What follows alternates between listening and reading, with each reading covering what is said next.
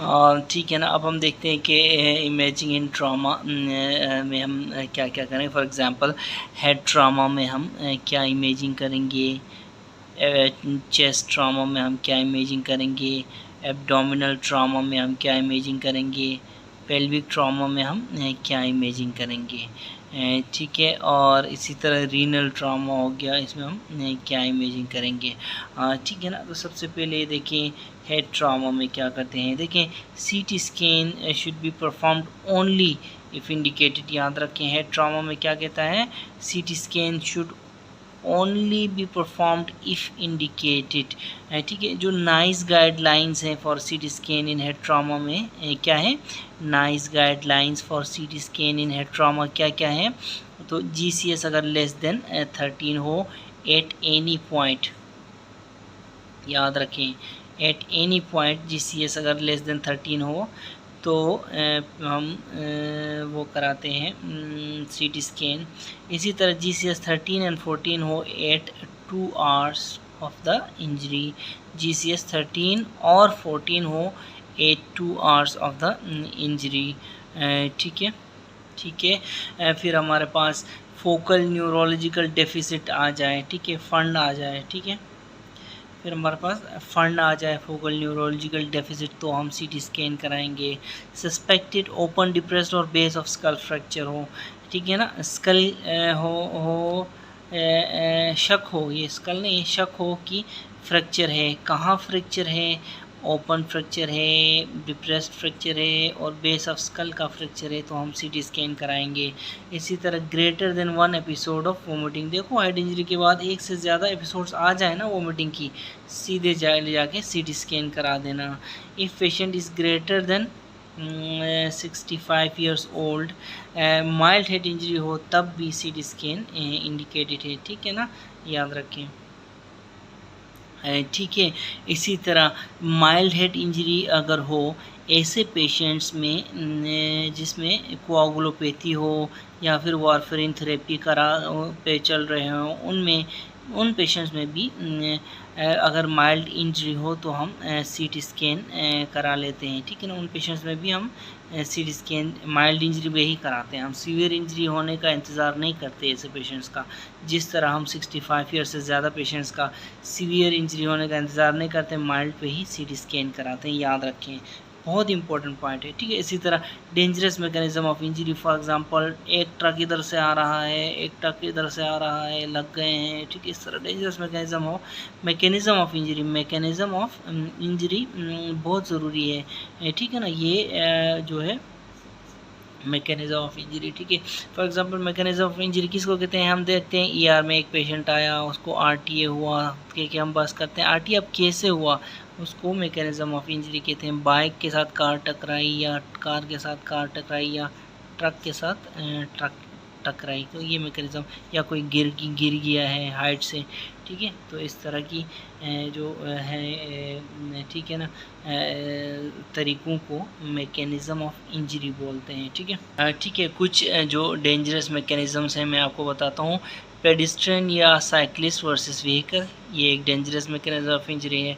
Fall 1 metre या 5 stairs, 5 stairs से ज़्यादा या 1 मीटर से ज़्यादा फॉल हो तो भी, ठीक है। इजेक्टेड फ्रॉम व्हीकल से बाहर निकलने को भी डेंजरस मैकेनिज़्म ऑफ इंजरी कहते हैं।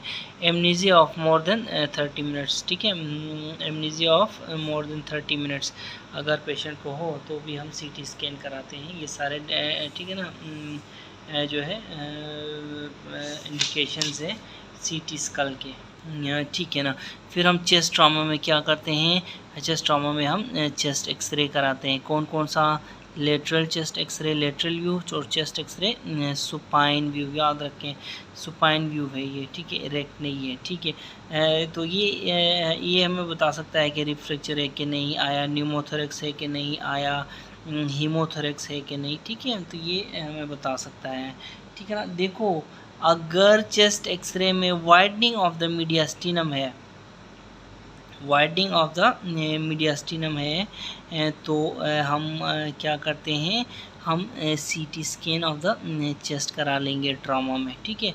ट्रॉमा के बाद चेस्ट एक्सरे कराया है, चेस्ट एक्सरे में अगर तो वाइडनिंग ऑफ द मीडियास्टिनम है तो हम CT चेस्ट कराएंगे, CXR चेस्ट एक्सरे सुपाइन, ठीक है, चेस्ट एक्सरे सुपाइन। देखो ये एक पॉइंट है ये, ठीक है, नॉर्मली हमारी ER में ये फॉलो नहीं होता। फिर हमारे पास एब्डोमिनल ट्रॉमा है। एब्डोमिनल ट्रॉमा में हम क्या क्या कराते हैं, हम कराते हैं चेस्ट एक्सरे इरेक्ट। इससे ये क्या होगा, डायफ्राम में अगर उसके नीचे हम एयर अंडर डायफ्राम है तो हम क्या कर सकते हैं,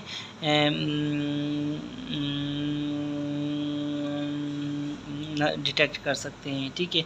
ये आपको पता है ना, air under diaphragm ball perforation हो या फिर कोई चीज़ ऐसी इस तरह की चीज़, ड्यूडिनल अल्सर परफोरेशन हो, इसी तरह फायर आर्म इंजरी के बाद सीकल परफोरेशन हो, TB की वजह से ट्यूबरकुलस परफोरेशन हो, टाइफाइड परफोरेशन हो, ठीक है ना। ये सारी चीज़ें ये एयर अंडर डायफ्राम कराएंगे आपको, ठीक है, या स्टेप वुंड हो या कुछ भी हो, ठीक है।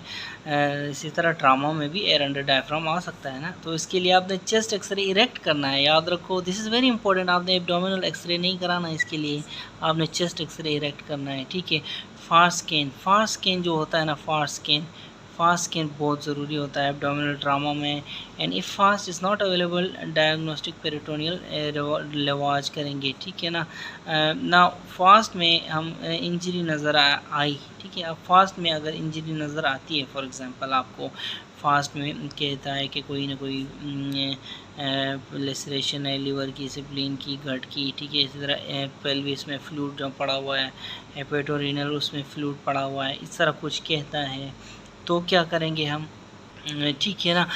तो आप देखोगे कि अब इंजरी नज़र आई है ना फास्ट में, या अल्ट्रासाउंड ही है ना फास्ट भी, ultrasound fast haemodynamically stable patient है। हम देखेंगे कि पेशेंट, एक बार इंजरी नज़र आई कि हम देखेंगे कि पेशेंट हीमोडायनेमिकली स्टेबल है कि नहीं, ठीक है। अगर हीमोडायनेमिकली स्टेबल है तो हम CT स्कैन करा लेंगे एब्डोमेन का, ठीक है। अगर हीमोडायनेमिकली अनस्टेबल है तो हम सर्जरी लेप्रोटमी करेंगे, ठीक है। कोई ट्रामा है, for example fire arm injury फ़र्ज़ करो, ठीक है, उसको सीकल परफोरेशन है, ठीक है।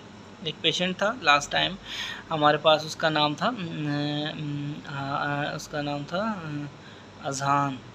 अज़ान, इस तरह कुछ नाम था।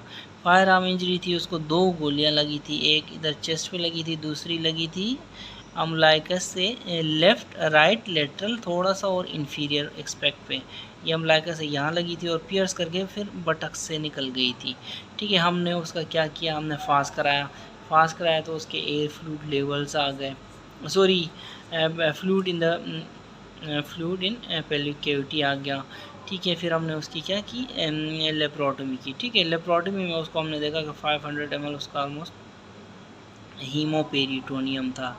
हीमोपेरिटोनियम था और उसके 2 परफोरेशंस थे सीकम में, उसके 2 परफोरेशंस थे सीकम में उस पेशेंट के। ये पेशेंट अभी भी हमारे पास वार्ड में एडमिट है, ठीक है। सीकम के फिर हमने क्या किया था, सीकम को भी इसके साथ फिर लिमिटेड राइट हेमिकोलेक्टमी की थी उसकी। फिर हमने इलियोकोलिक एनास्टोमा, इलियम को ले जाके हमने कोलोन के साथ मिला दिया था, ठीक है। राइट हेमिकोलेक्टमी तो हमने की, फिर इलियम को हमने कोलोन के साथ मिला दिया, ट्रांसवर्स कोलोन रह गई ना उसकी, ठीक है। इस तरह हमने क्या किया, उसकी लेप्रोटमी की। तो कहने का मकसद ये है कि हीमोडायनेमिकली अनस्टेबल पेशेंट है तो उसकी फिर आपने सर्जरी करनी है, लेप्रोटमी करके देखना है कि अंदर क्या मामला है। अगर हीमोडायनेमिकली स्टेबल है तो आपने CT स्कैन की तरफ जाना है, ठीक है। अब पेल्विक ट्रामा है, पेल्विक ट्रामा में हम क्या करते हैं, हम फर्स्ट हमने क्या करना होता है, एक्सरे पेल्विस करनी होती है, ठीक है। एक्सरे पेल्विस में हमने क्या करना होता है, AP व्यू और लेटरल व्यू कराना होता है। देखें AP व्यू और लेटरल व्यू कराना होता है। अगर फ्रैक्चर है और पेशेंट हीमोडायनेमिकली स्टेबल है तो हम क्या करेंगे, अगर फ्रैक्चर है और हीमोडायनेमिकली पेशेंट अनस्टेबल है तो हम क्या करेंगे, ठीक है। तो फ्रैक्चर के साथ हीमोडायनेमिकली स्टेबल पेशेंट है तो हम CT ऑफ द पेल्विस कराएंगे, ठीक है। हम CT ऑफ द पेल्विस कराएंगे, जिस तरह CT चेस्ट होता है या CT एब्डोमेन होता है, ठीक वैसे ही सीटी पेल्विस भी होता है, ठीक है ना। इससे हमें डिटेल्ड इन्फो मिलेगी किसके बारे में, इंजरी के बारे में। अगर फ्रैक्चर है, एक्सरे पेल्विस कराया हमने, एक्सरे पेल्विस में फ्रैक्चर नज़र आया और फिर हमने देखा कि पेशेंट हीमोडायनेमिकली अनस्टेबल है, तो हम क्या करेंगे, इमीडिएट सर्जिकल इंटरवेंशन करेंगे, सर्जरी करेंगे या फिर एंजियो एम्बोलाइजेशन करने की कोशिश करेंगे, कोई वेसल का रप्चर, क्योंकि पेल्विस जो होता है, पेल्विस एंजियो एम्बोलाइजेशन करेंगे, ठीक है। देखो पेल्विस जो है हाईली वेस्कुलर होता है, इसमें इंटरनल इलियक, एक्सटर्नल इलियक से फिर ब्रांचेस, एनास्टोमोसिस, बहुत खतरों किस्म की ब्लड सप्लाई होती है पेल्विस की, याद रखें, ठीक है। फिर रीनल ट्रामा में डेफिनेटली आपको पता है हम क्या कराते हैं, अल्ट्रासाउंड कराते हैं, सीटी कराते हैं और इसके बाद सिंगल शॉट आईवी, ठीक है ना। If CT not available then single shot IVU कराते हैं, ठीक है ना। अल्ट्रासाउंड सीटी नहीं है तो फिर सिंगल शॉट आईवीयू कराते हैं, ठीक है ना। अच्छा, बस यही है, ठीक है ना। और इसी जो है रीनल इसी सीटी की बेस पे ही जो रीनल ट्रामा है उसकी जो ग्रेडिंग होती है, पता है, ग्रेड 1 से लेके रीनल ट्रामा के ग्रेड 5 तक इसके वो होते हैं, स्कोरिंग होती है, ठीक है ना। तो ग्रेड 1 की बात की जाए तो ग्रेड 1 देखो, इसमें मैं आपको करके बताता हूँ, कोई पेज मिले तो, ठीक है ना। ये देखें, ग्रेड 1 रीनल ट्रामा, वो रीनल ट्रामा होता है जिसमें नो लेसिरेशन नहीं होती, सिर्फ और सिर्फ क्या होता है, कॉन्ट्यूजन होता है, ठीक है। सिर्फ और सिर्फ कॉन्ट्यूजन होता है, 1 कॉन, ठीक है।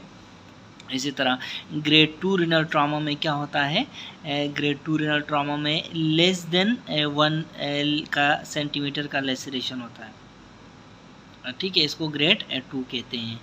ग्रेड 3 में ग्रेटर देन 1 सेंटीमीटर का लेसरेशन होता है। ग्रेड 4 में कितना होता है, ग्रेड 4 में injury involving the collecting system, F for flow कहाँ होता है, कलेक्टिंग सिस्टम में। तो ये जो कलेक्टिंग सिस्टम की इंजरी हो तो इसको हम ग्रेड फ्लोर कहते हैं, ठीक है, फ्लो, ठीक है, याद रखें, फ्लो कहाँ होता है, कलेक्टिंग सिस्टम में, तो इससे ग्रेड 4 याद रखें। इसी तरह ग्रेड 5 जो है, ग्रेड 5 में शटर्ड किडनी, बहुत आसान है, ये सारे का सारा हम, ठीक है ना, ये सारे का सारा हम सीटी स्कैन की उससे करते हैं, ठीक है ना।